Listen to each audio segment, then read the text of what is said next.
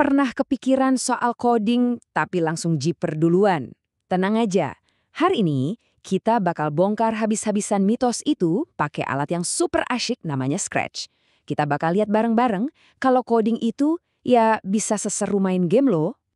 Pasti banyak dari kita yang mikir, coding itu kan isinya teks aneh yang bikin kepala ngebul cuma buat orang-orang super jenius kan? Nah, kalau kamu pernah mikir gitu, kamu nggak sendirian kok.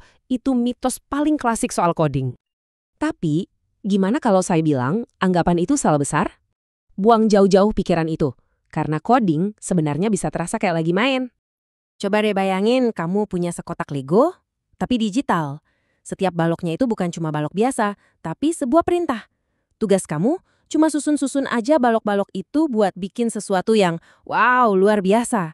Nah, persis kayak gitulah cara kerja Scratch. Jadi, Scratch itu apa sih sebenarnya? Gampangnya gini, ini adalah bahasa pemrograman visual yang dibuat oleh Scratch Foundation, khusus biar siapa aja bisa bikin cerita interaktif, animasi, bahkan game sendiri. Dan yang paling asyik, gratis. Dan kemungkinannya itu, wah, luas banget. Dengan Scratch, kamu tuh bukan cuma belajar ngetik kode. Kamu lagi melatih otak buat mikir kreatif sambil mikir sistematis. Kamu bisa jadi sutradara, animator, atau desainer game buat karyamu sendiri. Keren kan? Oke, cukup teorinya. Sekarang kita langsung terjun ke arena bermainnya. Yuk, kita bedah bareng-bareng tampilan Scratch. Saya janji, ini jauh lebih simpel dari yang kamu bayangin. Biar nggak pusing, kita bakal fokus ke 3 bagian paling penting di layar Scratch. Kalau kamu udah paham 3 bagian ini, wah kamu udah siap buat mulai bikin karya pertamamu. Pertama, ada yang namanya stage atau panggung. Anggap aja ini kanvas digital kamu. Disinilah semua aksi terjadi. Karakter kamu, animasi kamu, semuanya bakal hidup di sini, bergerak di atas koordinat X dan Y. Ingat kan pelajaran matematika dulu? Nah, kayak gitu. Terus, kita juga punya aktor utamanya, sprite. Ini bisa karakter, benda, apapun yang jadi bintang di proyek kamu. Walaupun standarnya kita dikasih si kucing oranye yang ikonik, kamu bebas banget buat ganti jadi apapun yang kamu mau. Dan yang terakhir, ini nih jantungnya, blok pelet.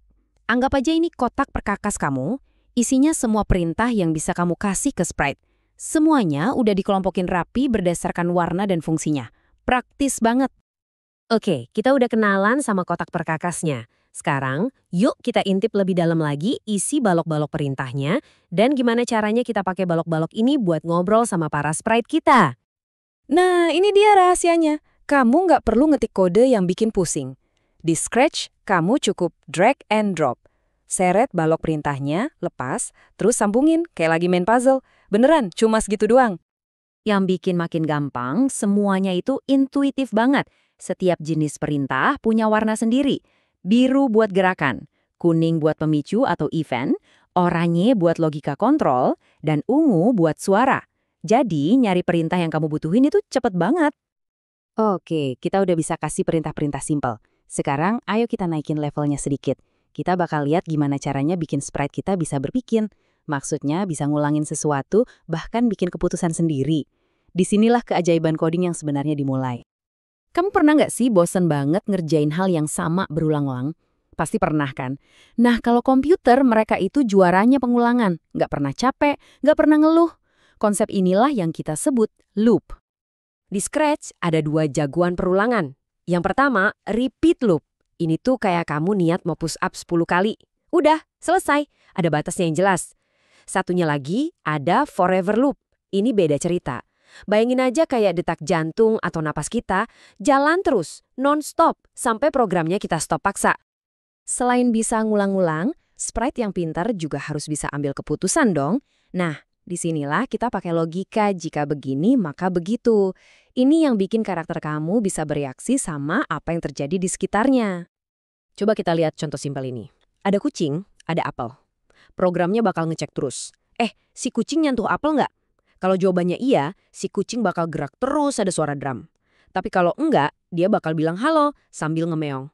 Nah, logika sederhana kayak gini, ini adalah dasar dari semua game dan animasi keren yang pernah kamu lihat. Kita udah ngebalas semuanya, mulai dari kenalan sama tampilannya, sampai ke logika dasarnya. Sekarang, bolanya ada di tangan kamu. Kamu adalah sutradaranya.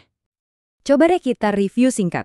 Kamu udah belajar gimana caranya ngasih perintah, mancing sebuah aksi, bikin pengulangan, sampai bikin karakter kamu bisa mikir. Percaya atau enggak, inti dari semua bahasa pemrograman di dunia ya ini juga.